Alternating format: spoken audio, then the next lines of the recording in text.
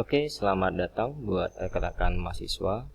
Jadi kali ini kita akan mempelajari tentang pengenalan SPSS.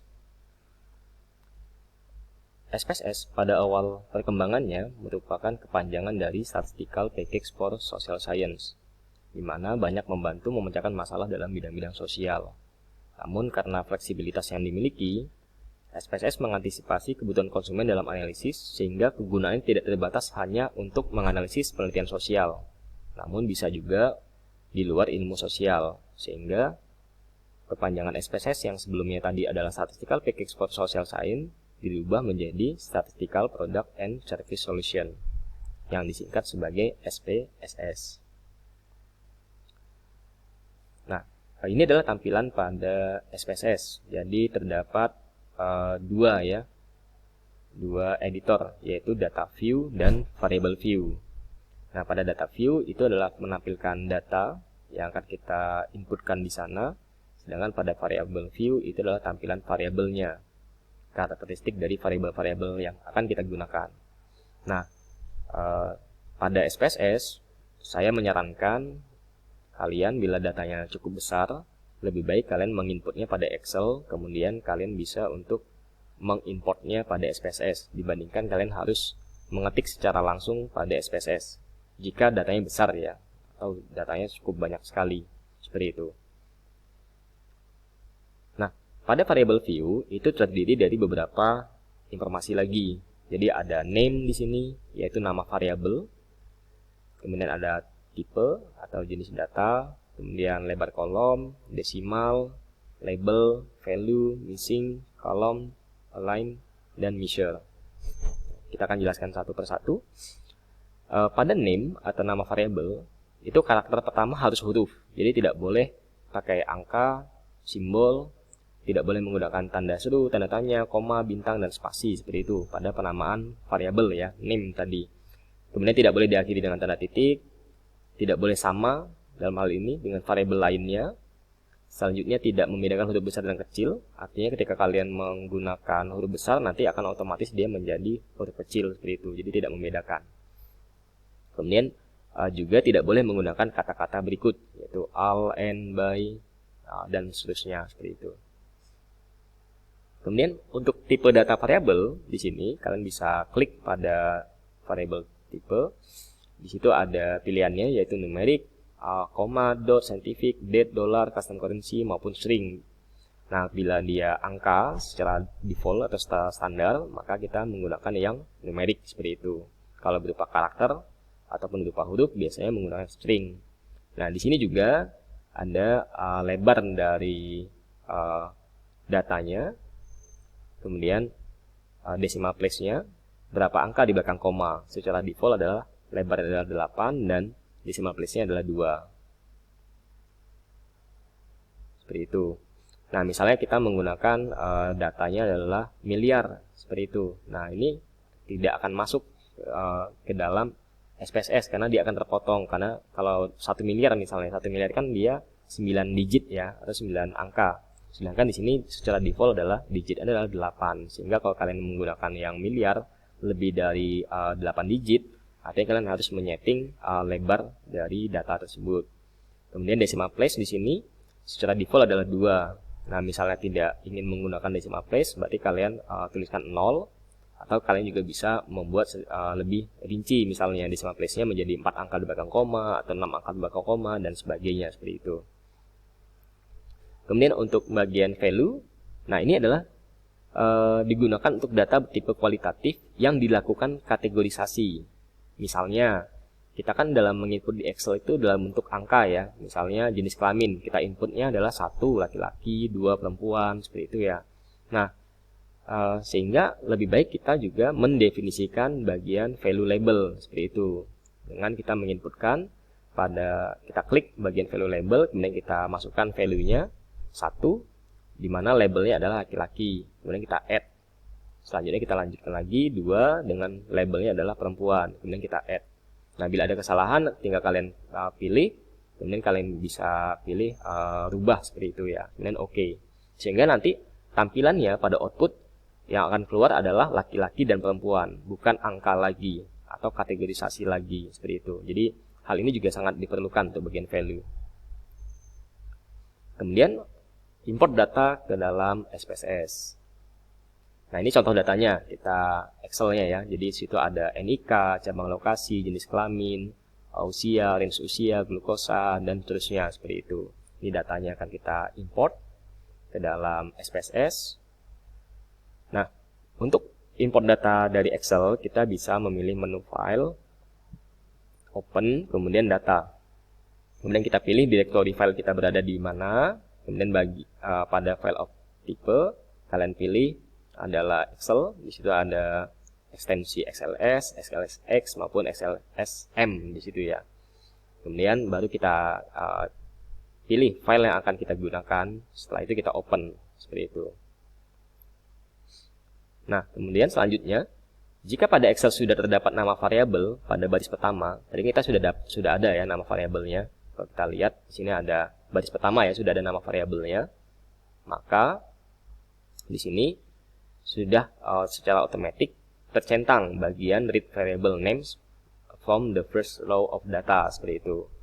Tapi kalau misalnya tidak ada, maka ini jangan dicentang, karena nanti data pertama akan dianggap sebagai variabel data. Kemudian worksheet-nya secara otomatis dia akan memilih pada sheet 1, misalnya yang hanya ada datanya pada sheet 1, tapi kalau ada di sheet lain berarti kalian harus sesuaikan seperti itu. Setelah itu baru kalian oke saja. Nah, ini adalah tampilan pada variable view setelah data tersebut kita import ke dalam SPSS. Ya, memang masih ada beberapa yang keliru atau perlu penyesuaian. Nah, beberapa hal tersebut, bagian label belum terinci dengan jelas seperti itu. Jadi di sini bisa kalian lengkapi labelnya, misalnya NIK, nomor induk keluarga misalnya. Kemudian jekel, nah kalian tulis labelnya adalah jenis kelamin. Karena kalau kalian tidak tulis labelnya, maka nanti pada output yang akan muncul yaitu jekel di situ ya. Jadi lebih baik kalian tuliskan di sini jenis kelamin. Nah, kalau pada label kalian bisa menggunakan spasi, menggunakan yang lebih lengkap, tidak jadi masalah di sini. Pakai huruf, pakai angka, tidak jadi masalah pada label. Seperti itu. Jadi lebih baik bagian label juga kalian isi dengan lengkap. Misalnya TB, berarti kan ini adalah tinggi badan, BB berat badan gitu ya. Selanjutnya bagian value. Nah, ini belum otomatis. Ya, contohnya pada jenis kelamin dan range usia. Nah, di sini jenis kelamin di sini. Jadi masih di sini kalian modifikasi lagi. Kalian kondisikan. Berarti kalian isikan pada value-nya 1 adalah laki-laki, 2 adalah wanita misalnya. Dan pada range usia juga kalian definisikan misalnya.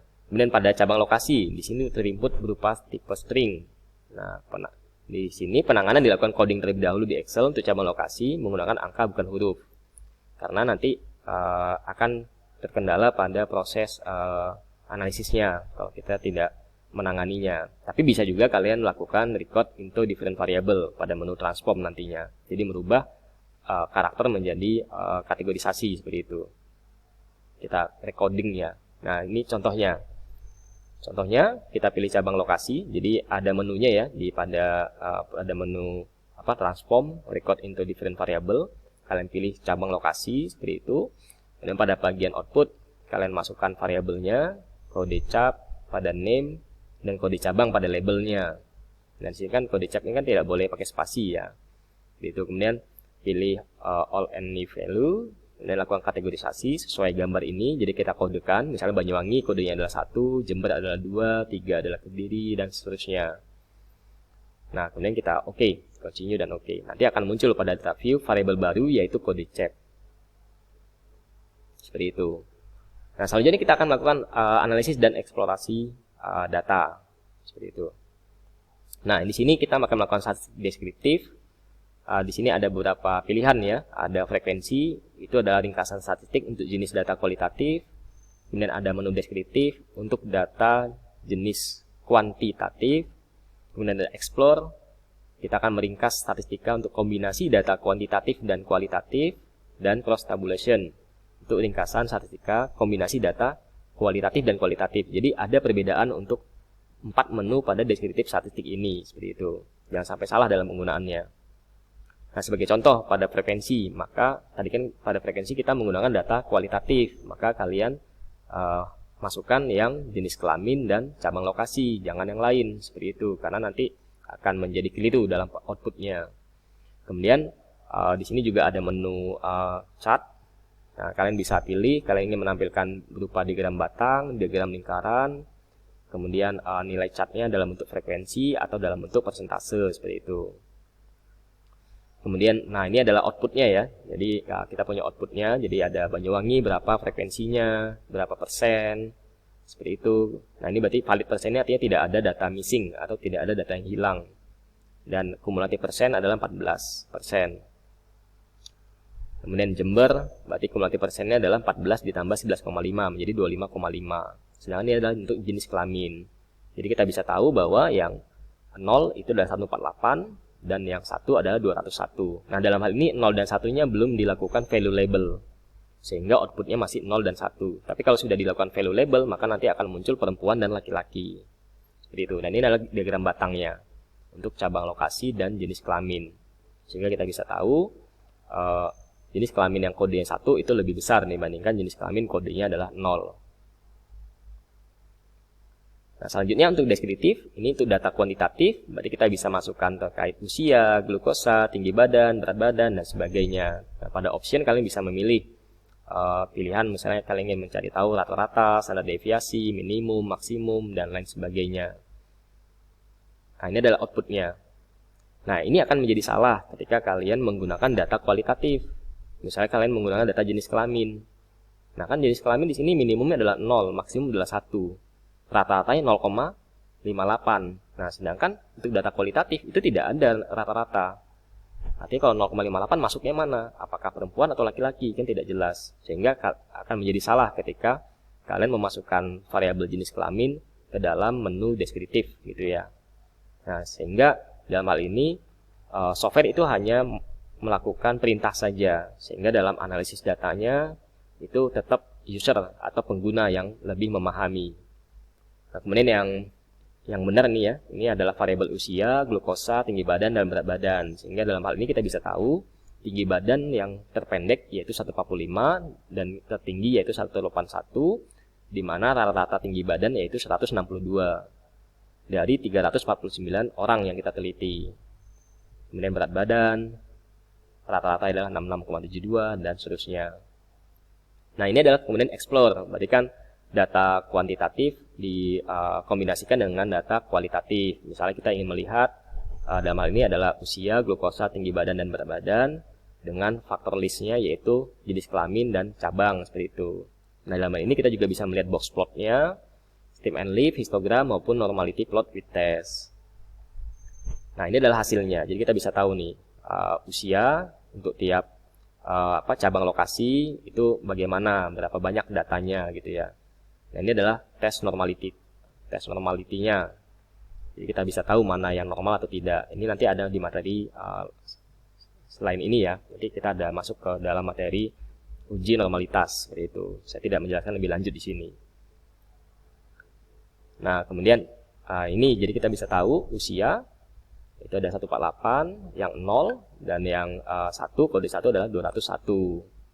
Glukosa seperti itu juga, tinggi badan. Jadi kita bisa lihat tinggi badan berdasarkan jenis kelaminnya 0 dan 1. Dan ini adalah normal Kiki plot dan ini adalah box plot. Nah, di sini kita juga akan menemukan data-data yang disebut sebagai data-data outlier seperti itu. Kemudian cross tabulation adalah data kualitatif dengan data kualitatif. Misalnya kita ingin melihat antara cabang lokasi dengan jenis kelamin seperti itu.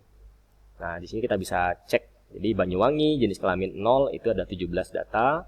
Jenis kelamin 1 ada 32 data. Jember 21 data dengan kode 0 dan 19 untuk kode 1. Dan ini adalah chi-square testnya. Ini juga nanti ada di materi lainnya tentang uji Fisher maupun uji chi-square di modul lainnya.